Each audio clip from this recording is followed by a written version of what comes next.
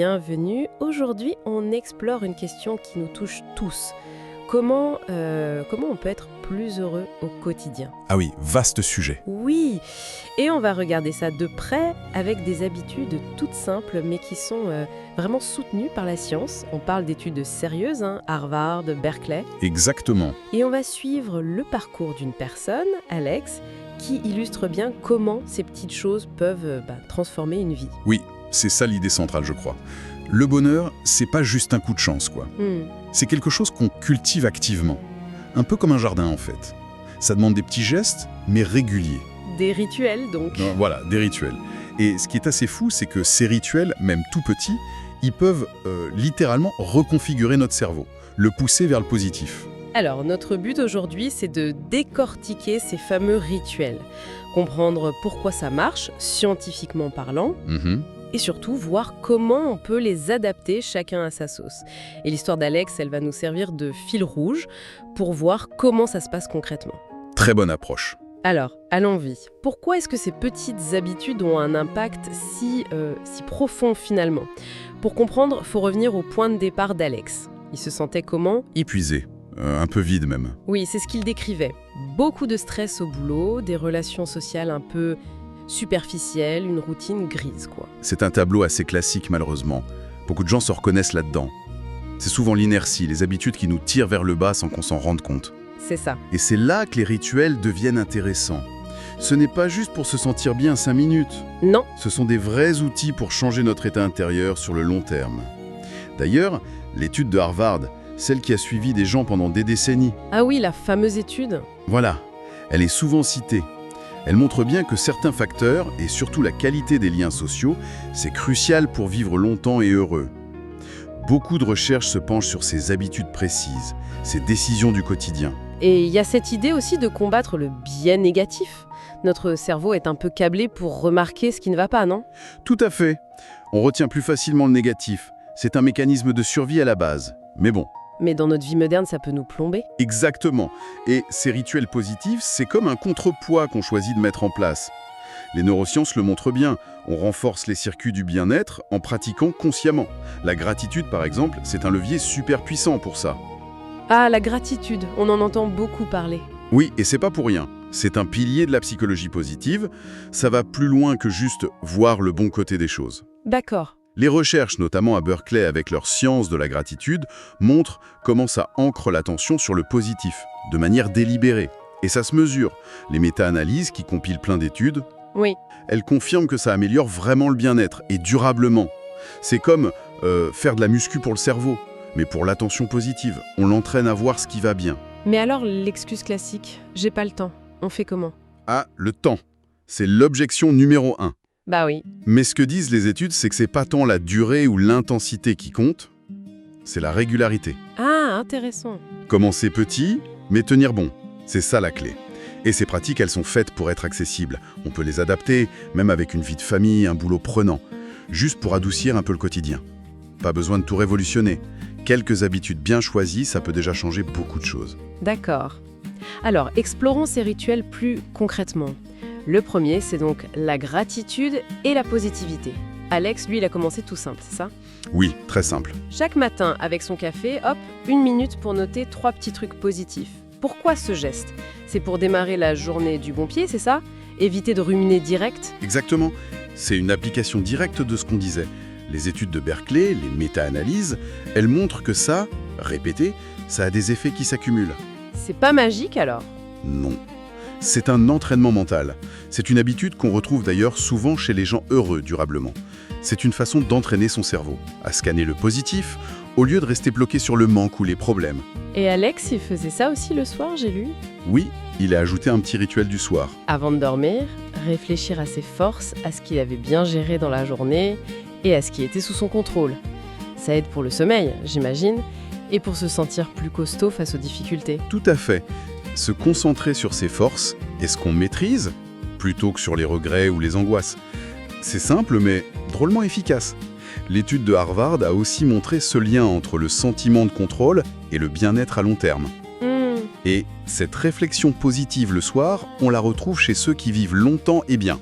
Ça prépare un meilleur sommeil, ça aide à démarrer le lendemain plus sereinement. Ça coûte rien et ça rapporte gros, potentiellement. Un petit défi pour ceux qui nous écoutent, peut-être? Pourquoi pas?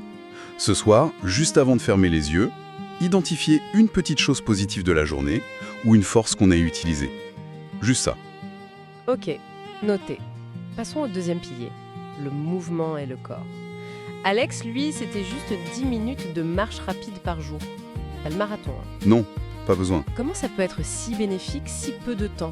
C'est un des piliers les plus solides scientifiquement. Même une activité modérée, comme 10 minutes de marche, ça libère des endorphines. Ah oui, les fameuses hormones du bonheur. Voilà, des antidouleurs naturelles, des boosters d'humeur, c'est un super antidote au stress. Les études le montrent, hein. Moins de risque de dépression, meilleure santé mentale, meilleure gestion de l'anxiété. C'est dingue, le lien corps-esprit. Il est fondamental. Bouger, ça débloque les tensions mentales. Et la bonne nouvelle, c'est que chaque pas compte. L'invitation ici, elle est simple. Se lever et marcher 2 minutes, là, maintenant, pourquoi pas. Chiche. Et bouger, c'est une chose, mais nourrir ce corps, c'en est une autre. Alex, il a aussi changé son approche des repas, non? Oui, il a vu ses repas comme un rituel en soi, en choisissant consciemment des aliments plus sains. L'idée, c'est de soutenir son moral en prenant soin de la machine. C'est de plus en plus validé. Même des magazines grand public en parlent. Il y a un lien direct entre ce qu'on mange et nos émotions. Ah bon? Oui, une alimentation équilibrée donne au cerveau ce dont il a besoin pour bien réguler l'humeur, entre autres. C'est pas étonnant que les gens heureux fassent souvent attention à ça. Encore une fois, pas besoin de tout changer d'un coup. Non, surtout pas. Ajouter un fruit au petit-déj, quelques noix en collation, c'est ces micro-décisions jour après jour qui construisent une base solide. On pourrait essayer d'ajouter un fruit au prochain repas, par exemple. Facile. D'accord. Troisième domaine clé, les connexions sociales. On sait que la qualité des relations, c'est hyper important. Alex, il se sentait seul, même entouré, c'est ça? Oui, beaucoup de contacts, mais peu de liens profonds. Son rituel, c'était d'appeler un ami, vraiment appeler, pas un texto, 3 fois par semaine. Pour une vraie conversation. Investir dans l'authentique. C'est sans doute un des meilleurs investissements pour le bonheur. Biologiquement, une bonne conversation, ça libère de l'ocytocine. L'hormone de l'attachement? C'est ça. Et l'étude de Harvard sur 80 ans, elle est formelle. La qualité des relations proches, c'est le meilleur prédicteur de longévité, de santé et de bonheur. C'est puissant. Oui. Ce n'est pas pour rien que des autorités de santé alertent sur l'isolement social. Cultiver ces liens, c'est pas une option, c'est essentiel. Et au-delà des appels programmés, il y a la gentillesse au quotidien. Alex s'efforçait de faire des petits gestes. Aider un collègue, un compliment sincère. C'est pas juste pour être sympa, c'est pour trouver du sens et renforcer les liens, c'est ça. Exactement. C'est la science de l'altruisme. Aider les autres, ça active les circuits de la récompense dans notre propre cerveau. On se sent mieux. Ah oui, ouais. Oui, c'est prouvé. Les méta-analyses sur les actes de gentillesse montrent un impact mesurable sur le bien-être de celui qui donne. C'est typique des gens heureux et c'est à la portée de tous. Un message sympa, un sourire. Tenir la porte, écouter vraiment quelqu'un. Ces petits riens tissent le bonheur au quotidien. Un petit défi? Envoyer un message gentil ou sourire à un inconnu aujourd'hui. J'aime bien l'idée. 4e rituel, la pleine conscience, la présence. Calmer le hamster dans la tête, quoi. Ah oui, le fameux hamster. Alex, son micro-rituel, c'était juste 1 minute de respiration consciente, plusieurs fois par jour. Pourquoi si court? Parce que ça suffit pour interrompre le vagabondage mental. Notre esprit part tout le temps dans le passé ou le futur. Les regrets, les angoisses. C'est ça, et un esprit qui vagabonde est souvent moins heureux. La pleine conscience, même brève, c'est ramener l'attention ici et maintenant, sans juger. La respiration, c'est une encre super simple. Et ça marche contre l'anxiété? Oui, les études le montrent. Ça aide à mieux réguler ses émotions, à accueillir ce qui est là sans se laisser emporter. Harvard insiste aussi là-dessus. Et 1 minute, franchement, tout le monde peut la trouver. On essaye. 60 secondes. Juste sentir l'air qui entre et sort. Ok, je tente après. Et dans le même esprit, il y a l'art de savourer. Alex s'entraînait à vraiment apprécier les petits plaisirs, le goût du café, le soleil. Oui, le savoring. C'est pour amplifier ces moments, ne pas les laisser filer. Exactement. Utiliser ses sens, son intention, pour prolonger et intensifier un moment agréable. Ça a des effets biochimiques, ça renforce les circuits de la récompense, c'est une compétence clé des gens épanouis. Rendre le banal un peu spécial en somme. C'est ça, simplement par la qualité de notre attention. Savourer la prochaine bouchée, écouter une musique à fond, être vraiment là avec quelqu'un. Ça enrichit la vie sans rien changer d'extérieur. 5e pilier, crucial mais souvent négligé, sommeil et récupération. Alex, lui, c'était discipline de fer. Plus d'écran 1 heure avant, viser 7 heures de sommeil. Pourquoi si strict? Parce que le sommeil, c'est à base de tout. surtout pour la régulation émotionnelle et la santé mentale.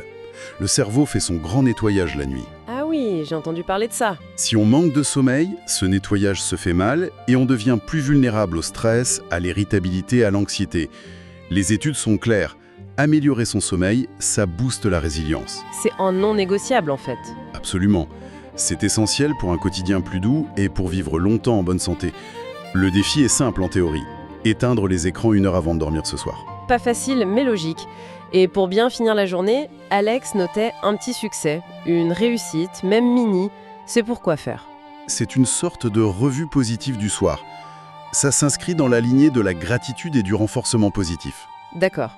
Se rappeler activement un truc qu'on a bien géré, ça contrebalance la tendance à ruminer les ratés. Ça renforce le sentiment de compétence. Ça met dans de bonnes dispositions pour dormir. Orienter le projecteur sur ce qui a marché. Voilà. Encore une habitude simple, mais qui façonne notre perception. Identifier une petite victoire, même intérieure, avant de s'endormir. 6e rituel, le plaisir, les loisirs. Faire de la place pour le fun, quoi. Alex s'est remis à la peinture, sa passion d'enfance. C'est important ça, le jeu. Essentiel. L'équilibre travail-vie perso-plaisir, c'est fondamental. Les moments de pure joie, où on fait un truc qu'on aime juste pour le plaisir. Ça recharge les batteries mentales et émotionnelles. Ça nous rend plus résilients. C'est pas du temps perdu, au contraire. On le voit chez les gens heureux. Oui, c'est un trait commun. Investir dans ses hobbies, ça allège le quotidien. Ça fait partie des décisions qui mènent au bonheur. Jardiner, jouer de la musique, lire, bricoler, peu importe, tant que c'est pour le plaisir. Retrouver une joie d'enfant, c'est une bonne piste. Et enfin, le 7e item, la croissance personnelle. C'est plus un état d'esprit, c'est ça? Alex a bossé sur sa façon de voir les choses. Oui, il a changé sa perspective. Célébrer les petits pas, voir les défis comme des occasions d'apprendre. L'état d'esprit de croissance. Exactement. C'est le pouvoir de notre interprétation. Croire qu'on peut s'améliorer avec l'effort, c'est ça l'état d'esprit de croissance, comme l'a montré Carol Dweck. Face à un échec, on se dit pas « je suis nul ». Mais plutôt « qu'est-ce que j'apprends ?» Célébrer les petites victoires, ça renforce cette idée qu'on progresse. Ça conditionne le cerveau à chercher les opportunités, à persévérer. C'est une habitude mentale clé des gens résilients et heureux. On peut commencer petit. Noter une chose apprise aujourd'hui, même d'une galère. Quand on regarde le parcours d'Alex, c'est impressionnant. De l'épuisement, du vide, il est passé à une vie plus pleine, plus connectée. Oui, la transformation est nette. Et il semble que mettre l'accent sur les relations sociales et la gratitude, ça a été vraiment des déclencheurs puissants pour lui. Tout à fait. Si on résume, on voit bien ces 7 grands domaines qui s'entrecroisent. Relations et gentillance, mouvement et corps, pleine conscience et présence, sommeil et récupération, croissance personnelle, plaisir et loisirs, et la gratitude, un peu comme un fil rouge. 7 piliers. Voilà. Et le message clé, c'est que c'est pas une destination, c'est un processus continu, un entraînement. Comme pour le sport, ce sont des stratégies concrètes basées sur la science pour construire activement une vie plus épanouie. Donc, l'invitation finale, c'est de ne pas chercher à tout faire d'un coup, c'est ça? Surtout pas. Commencer petit, choisir un rituel, celui qui nous parle le plus cette semaine, et juste essayer. C'est ça. Et si c'est dur, on adapte. Une micro-version, 1 minute de respiration, un appel, un fruit. L'important, c'est de passer à l'action, même petite. Transformer ses idées en réalité quotidienne. Oui, c'est là que ça se joue. C'est là que la magie opère. Et peut-être une dernière question pour la route. Au-delà de ces actions, de ces rituels qu'on met en place, quelle est la perspective plus profonde qui leur donne vraiment leur sens? Est-ce que ce sont juste les gestes ou est-ce qu'ils découlent d'une décision plus fondamentale?